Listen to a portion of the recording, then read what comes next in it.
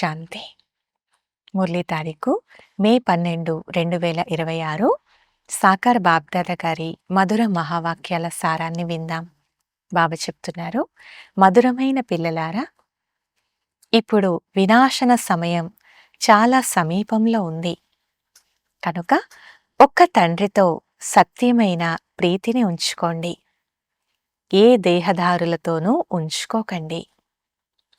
ప్రశ్న: ఏ పిల్లలకు ఒక్క తండ్రితోనే సత్యమైన ప్రీతి ఉంటుందో వారి గుర్తులేవి? జవాబు: 1. వారి బుద్ధియోగం ఏ దేహధారుల వైపు వెళ్ళదు. వారు పరస్పరం ఒకరికొకరు ప్రేయసి ప్రియతములుగా అవ్వరు. 2. ఎవరికి సత్యమైన ప్రేమ ఉంటుందో వారు సదా విజయులుగా అవుతారు. విజయులుగా అవ్వడము అనగా సత్యయుగ మహారాజా మహారాణులుగా అవ్వటం. 3.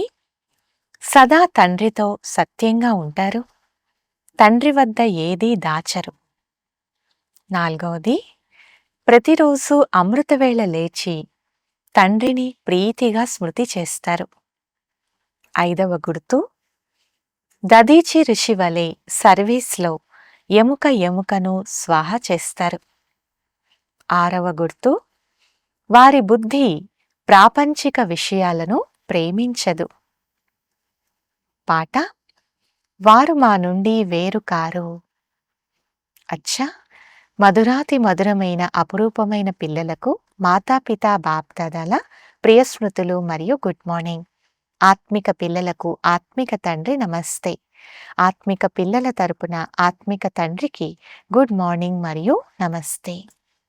ధారణ కొరకు ముఖ్య సారం. మొదటి పాయింట్: అమృతవేళ ఏకాంతంలో కూర్చొని బాబాను ప్రేమతో స్మృతి చేయాలి. ప్రాపంచిక విషయాలను వదిలి ఈశ్వరీయ సేవలో తత్పరులవ్వాలి. 2. తండ్రితో సత్యమైన మనస్సునుంచుకోవాలి. పరస్పరం ఒకరికొకరు ప్రేయసీ ప్రియులుగా అవ్వరాదు. ఒక్క తండ్రితోనే ప్రీతిని జోడించాలి, దేహదారులతో కాదు. వరదానము: సర్వశక్తుల సంపదతో సంపన్నమై దాతగా అయ్యే విధాత వరదాత భవ. వివరణ: ఏ పిల్లలైతే సర్వశక్తులతో సంపదవంతులుగా ఉంటారో వారే సంపన్న సంపూర్ణ స్థితిని అనుభవం చేస్తారు. వారిలో ఏ విధమైన భక్తితనము లేదా బికారీతనం యొక్క సంస్కారం ఉత్పన్నమవ్వదు. తండ్రి సహాయం కావాలి, ఆశీర్వాదం కావాలి, సహయోగం కావాలి, శక్తి కావాలి.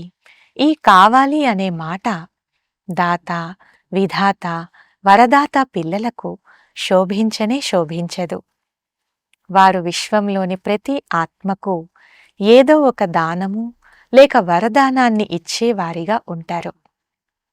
స్లోగన్: ప్రతి ఆత్మకు ఏదో ఒక ప్రాప్తిని చేయించే వచనమే సత్యవచనం.